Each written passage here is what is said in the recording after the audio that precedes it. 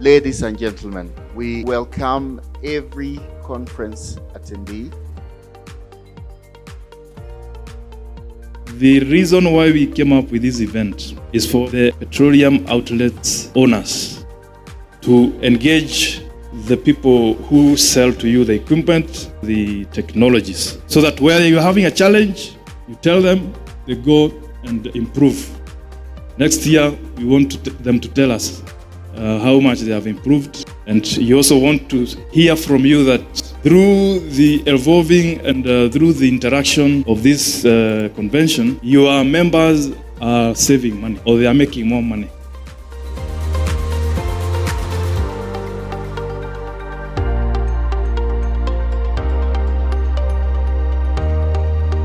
These conventions has brought together under one roof all that we need to make sure that we formalize our businesses. For instance, we have Madam Wajiko here with the PIA offering trainings on how to do petroleum.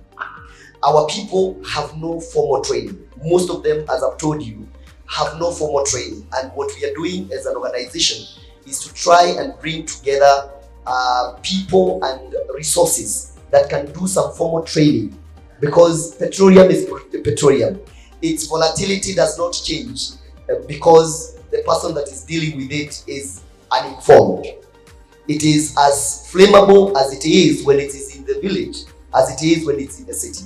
We have progressively made fossil resources cleaner using technologies that have still kept the fuel good enough to move the vehicles and any other machinery, and in so doing we have actually managed to reduce the impact of pollution or pollutants that come from the process of combustion in the environment, and in therefore doing preserving health of the citizenry and also reducing the impact of climate change that accrues from the use of fossil resources. If you build a new petrol station, come to Automan, we are able to give you A to Z solutions in which you are able to negotiate all equipment. You don't need to go to the second supplier. Okay? So we are able to give you a one-stop solution for everything needed for your gas stations, modern stations.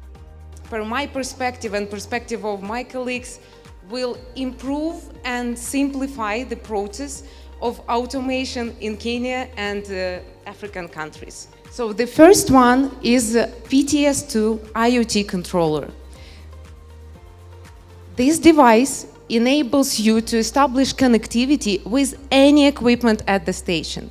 So if you want to control your sales from dispensers, fuel levels in the tanks, change prices remotely, connect payment terminals, or performance of your attendant, you may use only one device. It is a credit card size. It is like this. And this device can connect up to 50 dispensers, 50 ATG probes, and give you all the data from your station to the cloud. The non-fuel contributes 80% of your profit. And the fuel contributes only 20%. But in reverse, the fuel takes up 80% of your capital. So your cash is tied up for the fuel side, but your profit is in the non-fuel. So now you can see why a lot of these stations now are being redesigned, rebuilt with new thinking. And some of these independent stations are actually putting an office block on the side. Now, if you have 4 million users of fuel, Kenya has 53 million people. Now, 53 million people, we are projecting that in 7 years, by 2030, we will have grown by 25% to about 66 million. Think about that jump. So what does that mean? The number of vehicles is expected to go beyond 7 million. So the networks that we have today can only grow because the demand is growing. When I go back to what I had mentioned about the consumer looking for one-stop, they're looking for convenience, speed, and entertainment. Therefore, a consumer wants a one-stop shop where the car can be fueled, recharged as they get other services.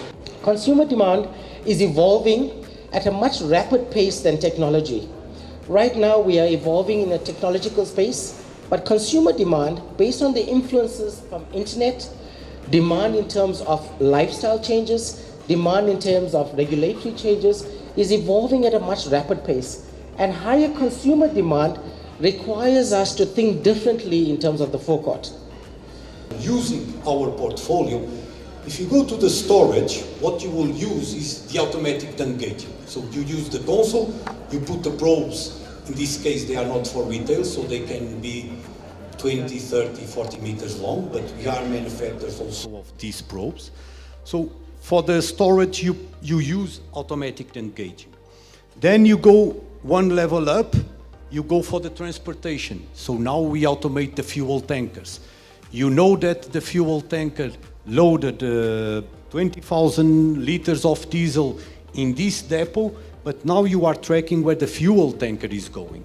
He's going in, he left the depot X, he needs to go to the fuel station Y, and in real time you know where the truck is, how much volume he has.